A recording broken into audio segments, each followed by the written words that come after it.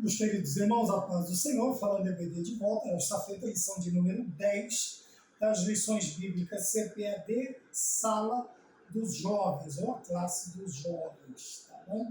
Lição de número 10, que traz por título Proteção contra o Descontentamento. Esta lição será ministrada no dia 8 de dezembro de 2024 e também neste dia será comemorado o Dia da Bíblia, tá bem? O Dia da Bíblia, dia 8 de dezembro, lição de número 10, proteção contra o descontentamento. O texto principal se encontra na primeira carta que Paulo escreveu a Timóteo, no capítulo de número 6, o versículo de número 8, que está escrito assim: tendo, porém, sustento e com que nos cobrirmos, estejamos com isto contentes. Resumo da lição: o contentamento com o Senhor vem em nossa vida à medida que deslocamos o olhar do que é terreno para o que é eterno. E eu gostaria já de pedir a você, se você quiser ter um leque maior de explicações deste assunto, você pode também assistir a aula da Sala dos Juvenis, também a lição de número 10 dos juvenis, que vai nessa mesma linha de pensamento, a questão do contentar-se com o que Deus tem feito e tem nos dado para nós vivermos nesta terra. Tá bom? Então é um convite que eu te faço, se você quiser ter um entendimento um pouco mais amplo do assunto. Também os dois estão interligados, e também a lição Betel Dominical e também a lição dos adultos da CPAD, você vai ter, dentro destas 4 aulas, você vai ter aí, nós procuramos ter a mesma visão, nós vamos pelo mesmo caminho em todas as aulas. Também complemento, uma vai complementando a outra, e você vai ter aí um assunto bem amplo, praticamente quase 4 horas de aula, que você vai ter a respeito de um assunto. Nós procuramos dar a mesma visão em todas as revistas, em todas as lições, tá bem? Então o texto principal já nos aclareia: tendo, porém, sustento com o que nos cobrimos, estejamos com isto contentes. Isto é uma lição do apóstolo Paulo ao seu filho na fé, o pastor Timóteo, e também a cada um de nós nos nossos dias. Por que com proteção contra o descontentamento? Porque a partir do momento em que nós estamos descontentes, nós, invariavelmente, nós seremos também ingratos com Deus, né? É a mesma coisa do pai e da mãe não poder fornecer uma mistura à altura do desejo dos seus filhos, e eles, num determinado momento, agora começam a murmurar, a reclamar, porque a mistura é um pouco mais simples, tá bem? É uma explicação assim, um pouco bem razoável, bem, vamos dizer assim, bem simples para que a gente entenda. Quando nós não estamos contentes com algo, qual é a nossa tendência? Reclamar. Na vida espiritual não é diferente. Com Deus nós não somos diferentes. Os objetivos da lição: apresentar as características daquilo que nos leva ao contentamento. Veja que aqui é o contrário, nós veremos algumas características que nos conduzirão a sermos gratos, principalmente a Deus. Tá bom? E isso não quer dizer também que nós não vamos ser gratos aos seres humanos que, vez ou outra, nos ajudaram. Então, nós temos que aprender a questão da gratidão. E nós teremos na lição as características que nos levarão ao contentamento. Reconhecer que precisamos valorizar o que há de mais profundo. Tá bem? Quer dizer, será que determinada coisa não é supérflua? Será que determinada coisa não é fútil? Será que determinada coisa não é vaidade? Não estou falando de vaidade como a vaidade era vista, é uma coisa que se passa, passageira, uma coisa que não tem duração. Então, estas são perguntas, e muitas vezes eu deixo de valorizar o que é eterno para valorizar aquilo que é de pouca duração, que é vaidade, que é fútil, que se vai. que é efêmero. Nós podemos usar aí muitos adjetivos, mas veja, a ideia de nós aprendermos a valorizar o que é realmente para nós valorizarmos. E o último objetivo é conscientizar de que precisamos proteger o nosso contentamento. Quer dizer, os momentos em que nós estivermos contentes ou aquilo que nós aprendemos que nos leva ao contentamento, quando chegarmos a esta conclusão, este aprendizado, é nós o protegermos, para que não percamos, para não deixarmos, para não perdermos de vista, para não perdermos pelo meio do caminho. Aprendemos determinada coisa, que nós temos que fazer. Quando Davi teve contato com a palavra, ele diz: escondi no meu coração para não pecar. Veja, ele entendeu que aquilo não poderia ser tratado levianamente, de qualquer maneira, mas ele escondeu num lugar em que ele não perderia, que era o seu coração. A partir do momento em que nós valorizamos determinadas coisas aqui, como diz o segundo objetivo, valorizar o que é de mais profundo. Quando nós valorizamos alguma coisa, o que é que nós fazemos? Guardamos, protegemos, dependendo da situação, você coloca num cofre bancário, você vai fazer com que as pessoas que tenham um mau pensamento querendo subtrair este de você vai proteger. Ora, as verdades espirituais, os tesouros espirituais, nós temos um ladrão que quer roubar, que é o diabo, o inimigo das nossas almas. E o que é que nós vamos fazer? Nós vamos guardá-lo. Qual que é o lugar? Qual o cofre mais interessante? É o nosso coração. Tá bem? Então vamos mais adiante, falando sobre os objetivos. Vamos agora para a introdução da lição, e eu sempre separo um ponto que eu acho interessante que nós podemos aí analisar no período que nós estamos aqui juntos. É possível adorar um estilo de vida mais maduro, discreto e moderado por intermédio do contentamento. Veja, estar contente não é somente um motivo de alegria, mas o contentamento ele nos traz o quê? A ideia do contentamento ela vem a partir de um estilo de vida que eu vou aprender na dependência de Deus. Que estilo de vida é este? É um estilo de vida maduro. Quer dizer, quando nós falamos de alguém maduro, nós vamos falar de pessoas experientes, de pessoas que aprenderam com a vida, com as dificuldades e com as alegrias. Essa pessoa aprendeu a administrar a sua vida, a administrar os momentos da sua vida, sejam eles bons, sejam eles ruins. A pessoa madura, ela aprende a administrar estes momentos. E dentro desta maturidade, o que ele faz? Ele aprende,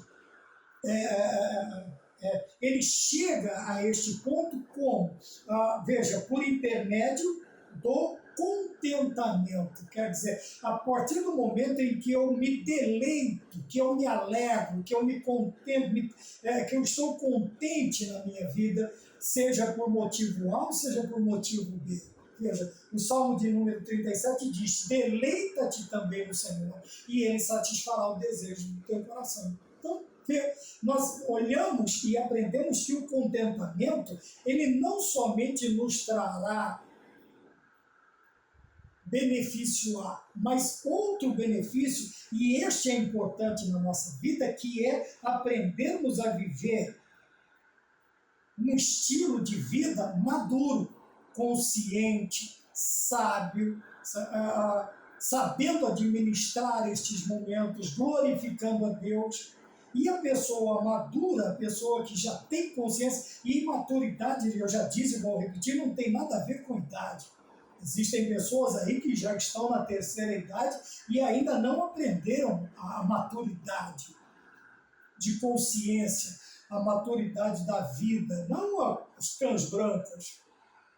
Biblicamente falando, as cães brancas é símbolo de respeito, é símbolo de maturidade, de experiência, de conhecimento, de poder aconselhar. É uma pessoa que atingiu um estágio. Tá bom? Aí também não quer dizer que aqueles com pouca idade sejam pessoas imaturas. Não, nós temos aí muitos jovens e pessoas que estão entrando na fase adulta. Para nós, né, dentro do currículo da Escola Bíblica Dominical, a juventude vai dos 18 aos 25 anos. Então vamos colocar aí, a pessoa está com 25, 26, mas é uma pessoa que aprendeu a viver, que já teve experiências, que se deixou ser provado por Deus, que passou pelos desertos da vida, que no momento de sentar à mesa de banquetes também aprendeu a não exagerar e a não querer viver somente naquele estilo de vida, sabendo que a vida pode lhe apresentar dificuldades. E quando a vida lhe apresentou dificuldades, ele também soube administrar, porque ele é grato a Deus e dentro deste contentamento ele aprendeu a viver uma vida madura. Bem? Ponto de número 1, características que nos levam ao contentamento. Quer dizer, nós teremos momentos que nos trarão ensinamentos. Essas características nos trazem ensinamentos que nos levarão, que nos conduzirão a ter uma vida contente, a ter uma vida prazerosa, a ter uma vida com a verdadeira alegria, em que nós nos deleitaremos, independente de que situação é esta. Veja, eu separei aqui a vida moderada, em que o cristão é material, não seja mais importante. Quer dizer o quê? Um estilo de vida moderado, em que o que é material não seja mais importante. Como? Nós vemos através dos ensinamentos de Provérbio. Ele não vai nos apresentar um estilo de vida, como ele diz aqui, e ensinamentos que nos capacitarão a vivermos de modo, a termos um estilo de vida moderado. O que é um estilo de vida moderado? Em que o que é material não seja mais importante ou não seja mais tão importante na nossa vida do que valores profundos revelados por Deus. Quer dizer, nós conseguiremos dar prioridade ao que realmente é importante. Veja, ele diz aqui, o que é material. Então, o que é material, ele é de todo ruim? Não. Porém, quando nós valorizamos excessivamente o que é material, infelizmente nós desvalorizaremos também o que é eterno, o que importa. Mas quando nós aprendemos estes ensinamentos, que nos capacitam a viver de uma maneira diferente, nós vamos viver, então, um estilo de vida moderado. E onde está essa moderação? Em não valorizar demais o que é material. E, infelizmente, nós vivemos hoje numa sociedade extremamente consumista, a ponto de pessoas consumirem até o que eles não precisam. E neste egoísmo, neste desejo desenfreado, nesta concupiscência dos olhos, o que faz? As pessoas até se endividam de uma maneira que prejudicam suas famílias, podem até destruir casamentos.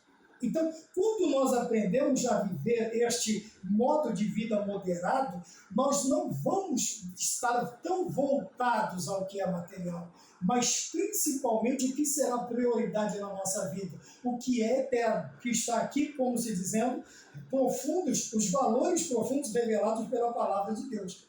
E que valores são esses? O que é que vai nos conduzir a uma vida de moderação? Quais são essas características que nos levam ao contentamento? Primeiro, o temor do Senhor. Veja que o profecista também diz que o temor do Senhor é o princípio da sabedoria. Então, quem teme a Deus é sábio. E a partir do momento em que nós temos esta característica de temer a Deus, nós seremos levados a viver uma vida contente. E temor aqui não está falando de ter medo de Deus, mas de considerar, de respeitar a Deus. A partir do momento em que nós temos este temor de Deus na nossa vida, nós consideramos as questões. Nós vamos aprender a chegar a conclusões que aquilo que está acontecendo na minha e na sua vida não é algo ruim, mas chegarmos a algumas conclusões que Deus está nos provando, está aumentando a nossa fé, está nos ensinando alguma lição através daquilo. através daquilo. Por isso que a pergunta não deve ser por quê, mas para quê. Tá bem? Então, quando eu vou chegar a isso? Quando o temor ao Senhor ou o temor do Senhor for uma realidade na minha vida. Não é fugir de Deus. Isso é ter medo de Deus. Mas nos momentos difíceis, em que eu não entendo, se eu temo a Deus, o que é que eu vou fazer? Eu vou me achegar mais a Deus. Chegando mais a Deus, eu estarei levando a um modo de vida contente, ou me leva a... O temor do Senhor me leva ao contentamento, à satisfação, à alegria, o deleite. Então eu vou usar sempre esses adjetivos. A segunda característica que me leva ao contentamento é o amor. E eu estarei contente, tanto o amor horizontal, entre nós, seres humanos, e estarei contente também no vertical, eu e Deus. Então, o amor faz... Por isso que os 2 primeiros mandamentos, o principal qual é? Amar a Deus sobre todas as coisas, com toda a tua força, com todo o teu coração, com toda a tua... E o segundo é o quê? Amar ao teu próximo como a ti mesmo. Veja que o Senhor Jesus Cristo, ele resume os 10 mandamentos em apenas 2. Apenas 2. Que é amar a Deus e amar também ao meu próximo. E quando eu tenho esta característica do amor na minha vida, porque eu amo a Deus, eu vou viver uma vida contente. Com o que Deus tem provido, com o que Deus tem dado para a minha vida. Seja de ordem financeira, seja de ordem alimentícia, seja de qual ordem for, eu estarei contente com tudo que vier à minha vida. E também, se eu amo a Deus, eu vou amar o meu próximo. Consequentemente, eu estarei contente com aquele, que me serve, ou que me serviu, que me ajudou, que proveu a minha necessidade. Deus usou ele, ou eles, ou ela, ou elas, para suprir a minha necessidade. Eu serei grato, eu não vou me esquecer dos favores. Então, a segunda característica que me leva ao contentamento é o amor. Agora, se eu não amo a Deus, eu não vou amar o meu próximo. Se eu não amo a Deus, eu serei ingrato nos momentos de dificuldade, porque eu não vou ter o temor de usar determinadas palavras, acusações, ilações contra Deus. Então, eu preciso tomar cuidado. O terceiro que a lição me traz é o quê? A terceira característica é a justiça. Quando eu penso em justiça, eu estou pensando em quê? Em algo que completa, sabe? Que não pesa nem para um lado e nem para o outro. Eu lembro de 2 pesos e 2 medidas, eu lembro. A partir do momento que a justiça está na minha vida, eu serei uma pessoa que chegarei a conclusões interessantes. Porque eu não vou deixar que um lado da balança ela pese mais do que o outro. Tá bem? Eu vou saber pesar os prós e os contras, eu vou saber pensar, eu vou saber raciocinar e chegar à conclusão. Esta característica da justiça, eu vou pensar tanto na justiça de Deus, quanto na justiça terrena, e entender que a justiça é mais valiosa que a riqueza, conquistada de maneira injusta. Veja, que aqui o oposto da justiça, obviamente, é a injustiça. E quando eu sou injusto? Um exemplo assim, eu sou injusto quando eu faço uma coisa para Deus e para o meu semelhante quando me é conveniente, quando eu acho que eu terei. Ou quando eu faço algo contra o meu irmão somente para ter benefício próprio. E no meu benefício eu vou trazer prejuízo para aquele que está trabalhando comigo, negociando comigo. Nós precisamos ter a justiça, e dentro dessa justiça é uma característica que nos leva ao contentamento. Então eu vou pensar na justiça e vou estar contente. Por quê? Porque Deus é justo. Deus é justo. Ele não faz nada além. Ele não vai agir com injustiça. Ele vai cuidar. Veja, então o provérbio nos ensina a viver de acordo com o que verdadeiramente importa. Para viver aquilo que importa, eu tenho que aprender. E como é que eu vou aprender a diferenciar do importante e daquilo que não tem tanta importância? Quando eu vou aprender a separar o básico do supérfluo? Quando eu vou aprender, se eu não passar pelas escolas? Ora, então eu tenho que permitir que Deus me ensine. Eu só vou aprender o verdadeiro temor, o verdadeiro amor e a verdadeira justiça a partir do momento em que eu passar pelas escolas de Deus. Mas existem cristãos que eles fogem desta situação, eles fogem destas coisas. E, infelizmente, isto vai transtornar o seu crescimento, o seu progresso espiritual. Por quê? Porque ele não se permite passar pela escola do Senhor. E então, ele diz aqui que Provérbios nos ensina a viver de acordo com o que verdadeiramente importa. Mas para aprender, para conhecer o que verdadeiramente importa, eu tenho também que aprender o que não importa, o que não interessa. E nós vamos ver no decorrer da lição. Ainda no primeiro tópico, o subtópico de número 2, o temor do Senhor e o amor valem mais. Pronto, nós vamos falar novamente agora do temor e do amor. Então, Provérbios 15, 14 a 17 retoma a busca da sabedoria como uma maneira sensata de viver. Aqui o sábio é aquele que tem o coração cheio de conhecimento, pois, consequentemente, o seu coração também desfrutará de alegria. Veja que eu falei sobre aprender. Ora, quando nós aprendemos, nós obtemos conhecimento. Eu não obtenho conhecimento apenas nos bancos de instituições educacionais. Não, eu vou aprender com a vida, eu vou ter experiências na vida. E uma vida vivida com Deus me trará experiências, conhecimento salutar. E veja que o escritor diz que um coração cheio de conhecimento, o que acontece? Consequentemente, também desfrutará de alegria.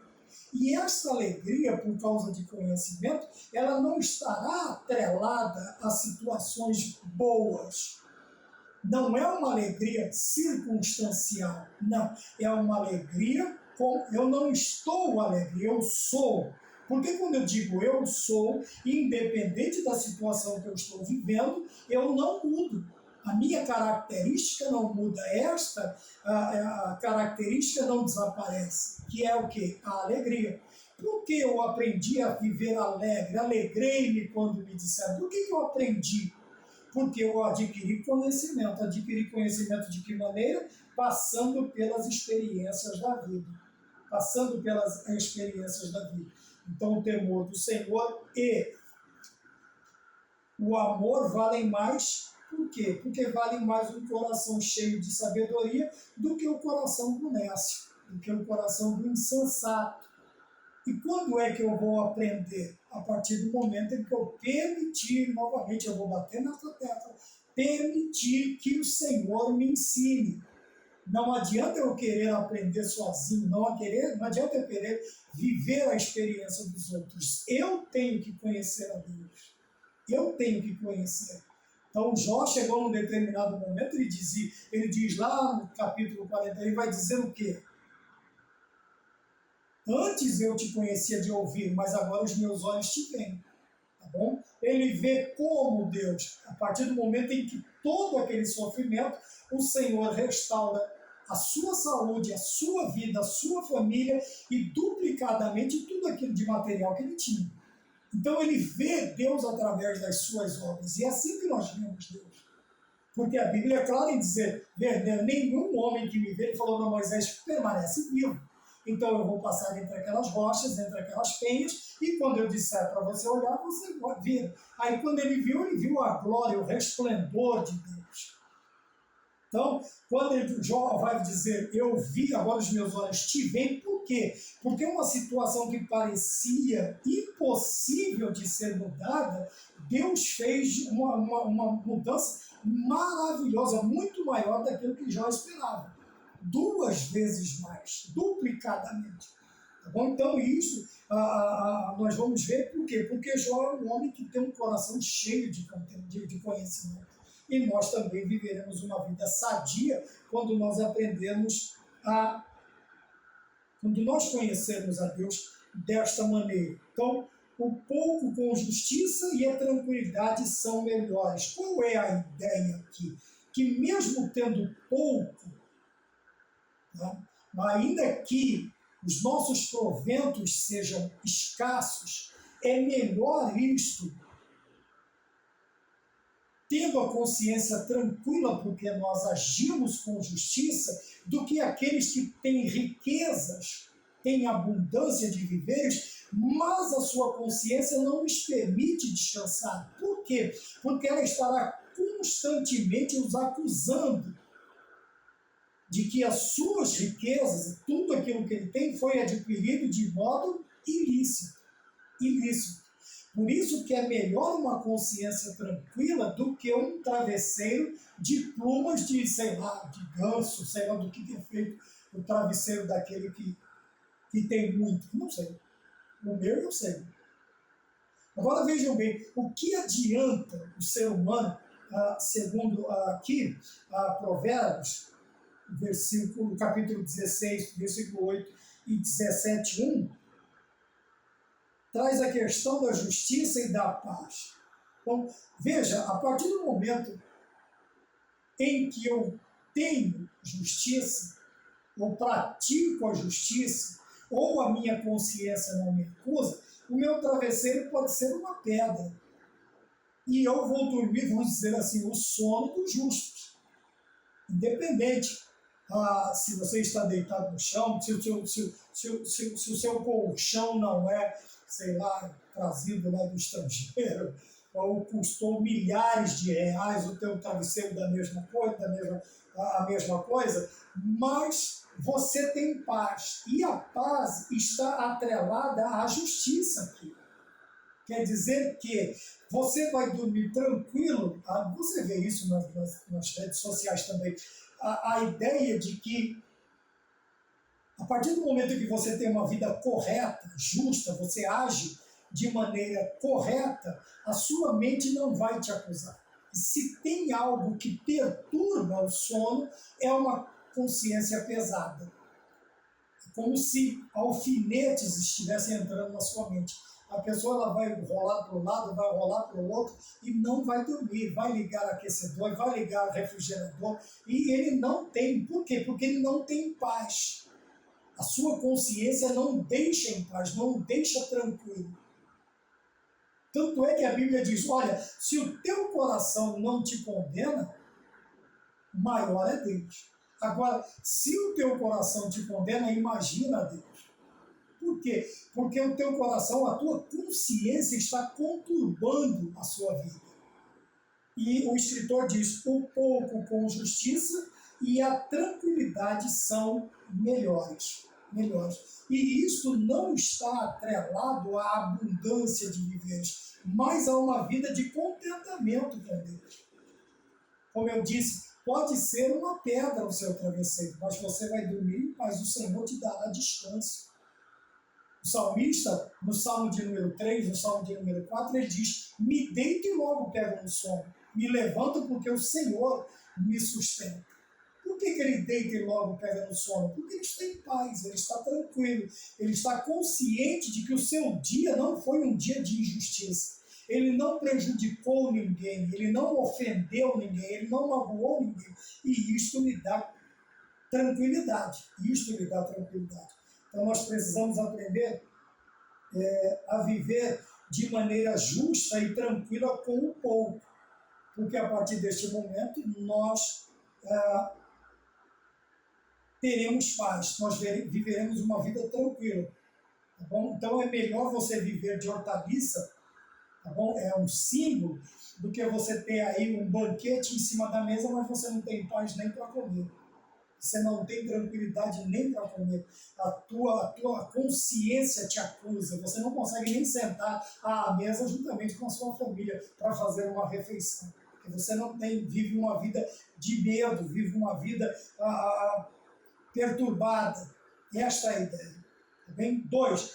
Valorize o que há de mais profundo. Aí me explica. o que é contentamento. À luz dos textos de Provérbios, conjugado com o texto do Novo Testamento, podemos aprender a respeito do contentamento como um tema profundamente espiritual. Então, o contentamento, como nós vemos aqui, é você estar bem, é você estar em paz com o que você tem, com o que Deus te deu para que você viva. Contentamento se apresenta como uma paz interna.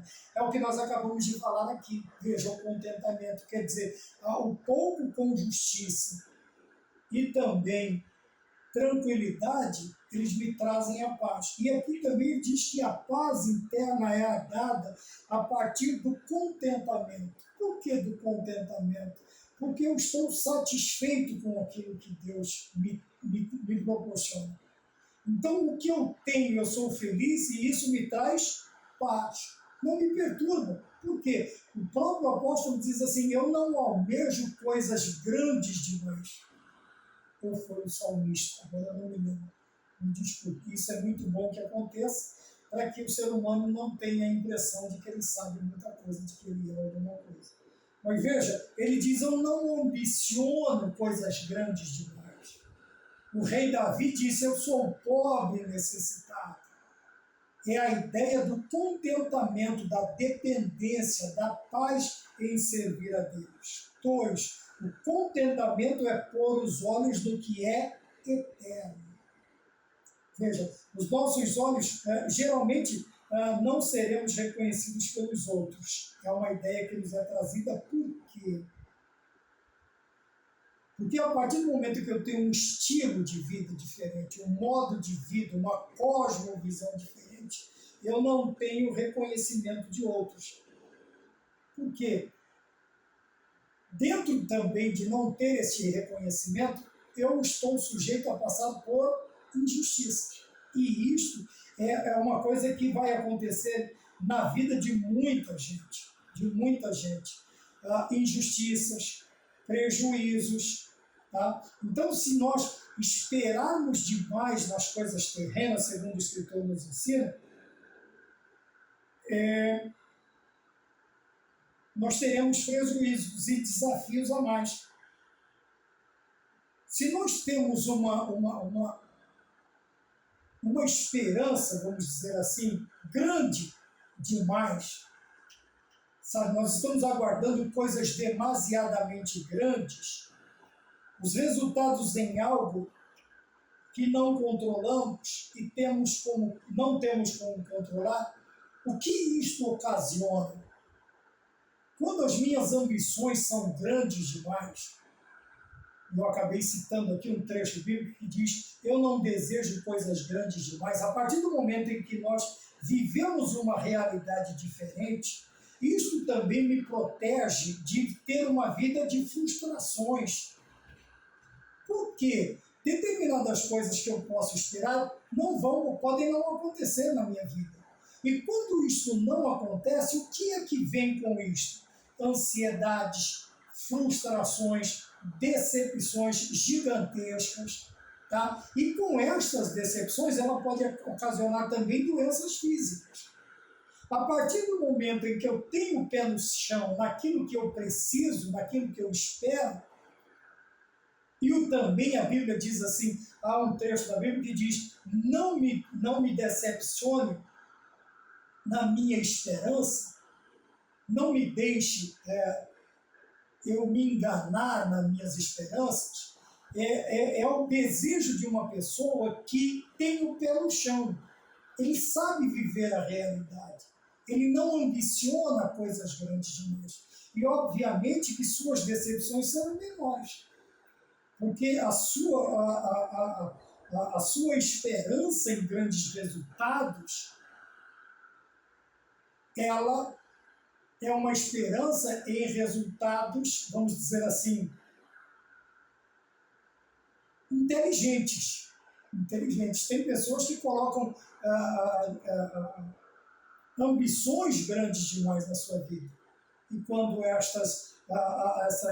aquilo que ele ambiciona não acontece, o desagrado é grande. E geralmente o que é que nós fazemos? nós nos revoltamos contra Deus. Ora, mas não foi Ele quem colocou isso na nossa vida, tá bem? Certamente nos frustraremos.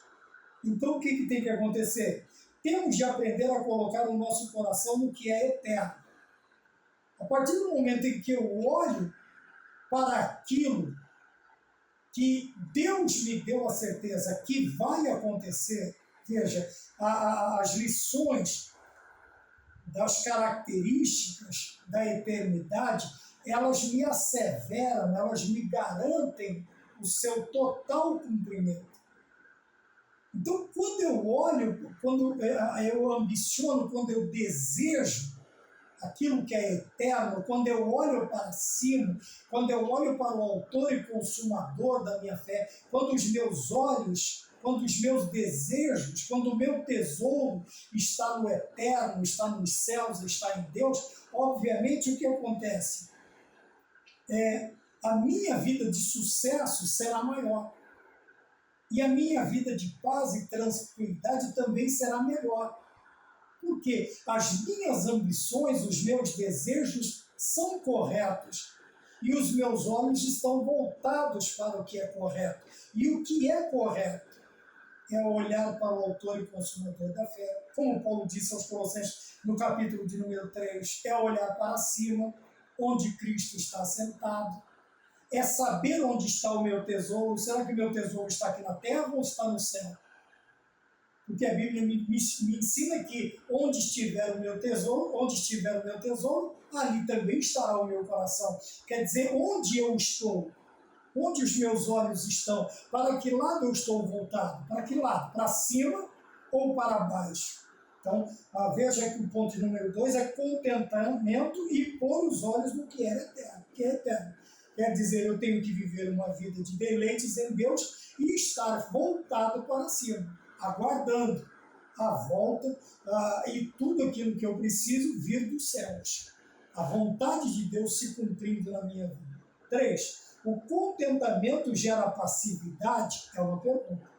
Veja, aqui não está falando, quando eu estou satisfeito, não está falando de uma vida, como eu diria, passividade. Uma vida, Paulo diz assim para nós não... eu vou lembrar da palavra. Paulo diz que eu não posso me conformar. Veja, tanto é que quando ele fala assim, e não vos conformeis com este mundo.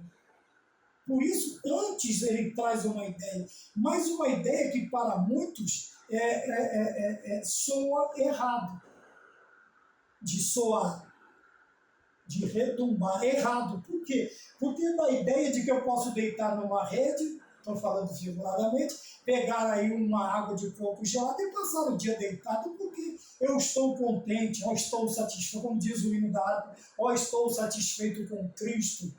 Ora, estar satisfeito, estar contente não quer dizer que eu vou viver uma vida de passividade, de preguiça improdutiva. Não, de maneira alguma. Eu vou continuar correndo atrás. Eu vou produzir, eu vou gerar, eu vou prosseguir, eu vou caminhar, eu vou ir adiante.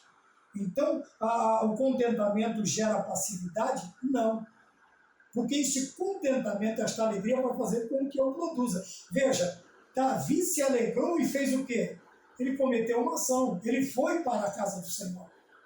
Porque ele se alegrou. Por que ele se alegra? Porque ele está contente com Deus. Então, tudo que ele tinha naquele palácio não deteve de estar na casa, no templo do Senhor, adorando ao Senhor. Então, esta ideia, veja, há quem critica a visão bíblica de contentamento porque ela pode gerar passividade. Tá? E o que é essa passividade?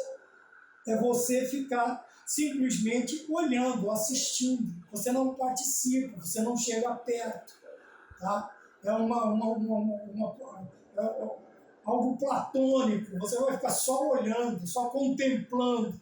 Não, e nós não fomos chamados para isso. E com certeza a vida de contentamento, ela não gera essa passividade. Pelo contrário, ela vai fazer com que a gente produza, que a gente corra, que a gente prossiga. que a gente faça, que a gente busque realizar algo. Por quê? Porque eu estou contente, porque eu estou satisfeito, porque eu estou regozijando, e isto faz com que eu produza. Não é uma virtude cristã que gera inatividade e comodismo, como eu acabei de dizer. Tá bom? Então, se você tem esta ideia de que esta doutrina vai trazer para você uma vida passiva, uma vida inativa, acomodada, você teve um entendimento errado do ensinamento bíblico. Pelo contrário, veja o que ele diz aqui: não é uma virtude cristã que gera inatividade. Então, pelo contrário, se não gera uma inatividade, um comodismo, ela vai gerar o contrário. Ela vai gerar um contrário, né? Olha o carro contente com um tanque de combustível cheio. Então você pode andar quilômetros, o carro vai render, ele vai produzir. O carro está contente, ele está com um tanque cheio. Isso nós podemos usar de ilustração em muitas coisas. Tudo que você completa, que você vê a ideia de estar cheio, pleno, é algo que vai produzir alguma coisa. Então o cristão também com essa ideia, mesmo estando grandemente contente, ele não vai ter uma vida cômoda, sossegada. Tem uma vida sossegada quanto às ansiedades da vida. Então ele tem uma vida de paz, ele está tranquilo, ele não vai viver ansioso, desejando. Por isso que Jesus Cristo, ao ensinar, ele vai comparar aos pássaros, às flores, e vai dizer que o Senhor não deixa os pardais passarem fome, e os lírios e o Senhor não te vestirá, o Senhor também não te alimentará. Ele está dizendo: não viva ansioso. Então nós viveremos comodamente por causa de não vivermos ansiosos. Porém, na questão da produtividade, não há comodismo. Não há comodismo. Tá bom? Então não vamos confundir as duas ideias. Tá bem?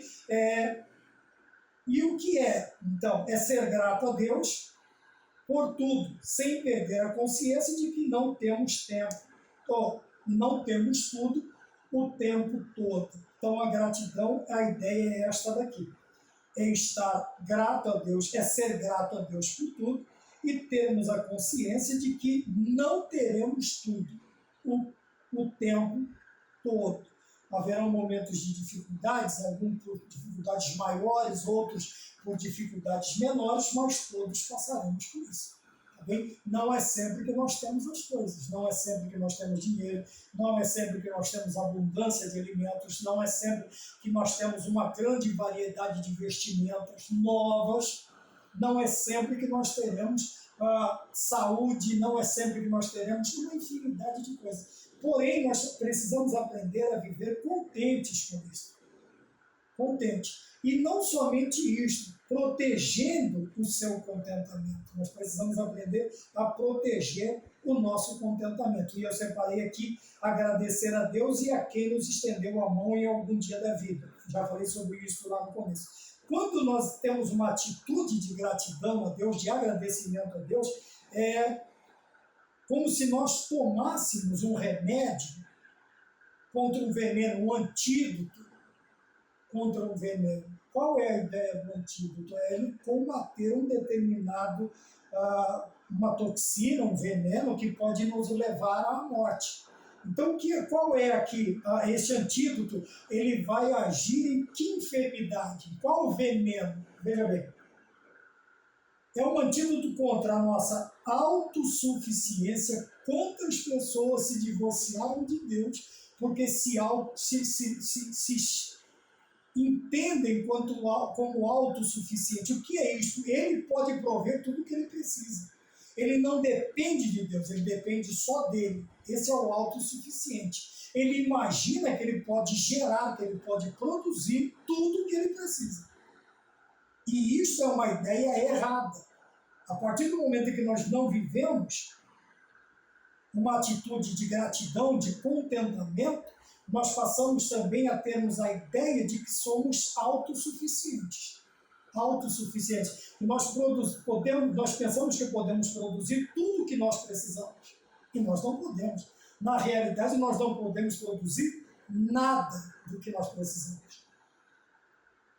Por quê? Porque tudo provém de Deus. Tudo que nós temos, tudo que a humanidade, o ateu, o incrédulo, o cristão, o não cristão, o que crê, mas não abraça, o que aceita, mas não abraça a fé, o que acredita em Deus, mas quer viver distanciado dele. Então, tudo que nós temos na Terra provém de Deus. Então, nós não podemos, na realidade, produzir nada. Mas eu trabalho e tenho meu sustento. Se Deus não te desse saúde, você não podia produzir. Se Deus não te desse um emprego, você não poderia produzir. Se Deus não te desse estas condições, você não receberia salário. E quem é que abençoa o seu salário? E às vezes até a gente põe a mão na cabeça e diz: Senhor, eu achei que ia faltar e na realidade sobrou. Quem foi que fez isso? Sua boa administração? Não. A multiplicação de Deus. Na graça do Senhor, Ele cuida também das nossas finanças. Tá bom? Então, nós vemos aqui na introdução do Protegendo o seu contentamento, como que nós protegemos para que nós, como que eu posso dizer, para que eu não venha a ser envenenado pela toxina da autossuficiência e passamos a compreender que desfrutamos da graça de Deus. Essa postura fortalece o nosso contentamento. Então quer dizer que quando eu aprendo que em tudo eu dependo de Deus, eu passo a viver, a desfrutar de uma forma maior e melhor da graça de Deus. Por quê? Porque quando eu dependo de Deus, eu vou buscar. E a minha surpresa, ela é maior por quê? Porque aquilo que o Senhor Deus me concede, talvez, e às vezes, e uma grande parte das vezes, não é aquilo que eu queria. E eu me assusto porque não é aquilo que eu queria, mas veio assim de uma forma maior em quantidade, em qualidade, em tudo, daquilo que eu estava esperando. Então a graça de Deus se manifesta na minha vida. Nós desfrutamos da graça de Deus a partir do momento em que nós deixamos a autossuficiência e buscamos a suficiência de Cristo na nossa vida. E através da sua graça Ele vai suprir todas as nossas necessidades que nós colocaremos diante dele em oração. Tá bom? Então, 2, valorize o que você tem. Reconhecimento do favor de Deus é como uma guarda em nossa boca, que nos impede de murmurar, esbravejar e adotar um estilo de vida de muita reclamação acompanhada de pouca ação. Então veja que essa vida de murmuração, de lamúria, de lamento, de reclamação, ela também impede a minha ação. Por quê? Porque eu vou gastar força, energia, eu vou gastar tempo com coisas desnecessárias, que é a murmuração, que é o esbravejar, que é um estilo de vida de muita reclamação. Então a minha vida será de pouca produção ou nenhuma ação. Por quê? Porque eu vou gastar muita energia, muito tempo com esta coisa ruim, estas coisas ruins que o escritor me apresenta. Mas a partir do momento em que eu valorizo o que eu tenho, eu sou feliz com o que eu tenho, eu não vou entrar nesta vida de murmuração e de reclamação. Logo, toda a minha energia, tanto física quanto espiritual, toda ela estará direcionada em ações que eu estarei praticando para Deus. Tá bom? Então, valorize o que você já tem. E deixe de reclamar pelo que você ainda nem sabe se vai ter. Algumas pessoas sofrem por antecipação. 3 e último, esteja contente assim, quem tem este mesmo sentimento. Qual o sentimento? Ele põe aqui a vida do apóstolo Paulo, todas as vezes que ele agradeceu a Deus, que ele nos ensinou tanto na carta aos Filipenses, capítulo 2, versículo 1, capítulo 2, versículo 2, Romanos 12, 16, nós vamos ver que Paulo ele é grato em todas estas coisas. E olha que a vida de Paulo não era fácil. Meu amigo, tanto com algumas igrejas, ou com uma igreja, tanto quanto com os não crentes, a vida de Paulo, e isso eram gentios, eram judeus, até alguns cristãos, né, já denominados cristãos, porque no começo, né, já denominei, mas em um determinado tempo era chamado de caminho. Paulo sofreu de várias frentes, ele sofreu ataque de várias frentes contra ele. E mesmo assim, Paulo você não vai ver reclamando, murmurando, você não vai ver ele esbravejando, pelo contrário, você vai ver ele agradecendo, ele contente com todas estas coisas. Então o escritor ele termina o último tópico, o subtópico 3 do ponto 3, dizendo assim: quem tem este mesmo sentimento? Qual o sentimento? O sentimento de contentamento, de gratidão do apóstolo Paulo. Veja, não se encontra dominado pelos valores do mundo, mas pelos valores eternos do céu. Então nós precisamos entender que quanto mais nós estamos satisfeitos, nós nos deleitamos, mais nós vivemos o céu aqui na terra. Nós estaremos nesta peregrinação que nós temos aqui, a partir do momento em que eu fico olhando só para o que é terreno, só para as dificuldades que eu não tenho motivos para me alegrar. Lógico que essa passagem, que esta peregrinação, ela se tornará muito mais difícil do que ela já é. Por quê? Porque eu não estou olhando para Cristo, eu estou olhando para o eterno, para cima, eu estou olhando para o terreno, para o que é terrenal, para o que é efêmero, para o que é passageiro, para o que é de pouca duração, para o que é vaidade, e me esqueço de olhar para cima. Mas a partir do momento em que eu tenho estas características que existiram na vida de Paulo, eu vou ter uma peregrinação mais tranquila. Por quê? Porque os meus olhos estarão naquilo que realmente importa. E o que realmente importa? Você e eu precisamos saber o que é importante. E quando nós tivermos esta consciência, a nossa vida será muito mais tranquila, vivendo-a com contentamento, com alegria, com satisfação. Por quê? Porque nós sabemos que, por mais difícil que seja esta peregrinação, veja o que o salmista diz: o choro pode durar uma noite, mas a alegria vem pela manhã. Quando nós olhamos para o que é eterno, ainda que esta noite de lágrimas venha, eu tenho a certeza que o dia, o amanhecer de alegria, ele virá na minha vida. E a minha peregrinação se tornará mais tranquila. Por quê? Porque eu vou fazer esta caminhada contente, louvando, glorificando, agradecendo, exaltando e adorando a Deus na minha vida. Tá bem? Então, protegendo a nossa proteção contra o descontentamento. Então, a partir do momento, então vamos olhar agora. Vamos proteger o nosso contentamento. Numa feita eu passei por um médico e disse: o que eu não posso me alimentar? Ele falou: é melhor você falar do que você pode, porque é bem menos do que a outra lista.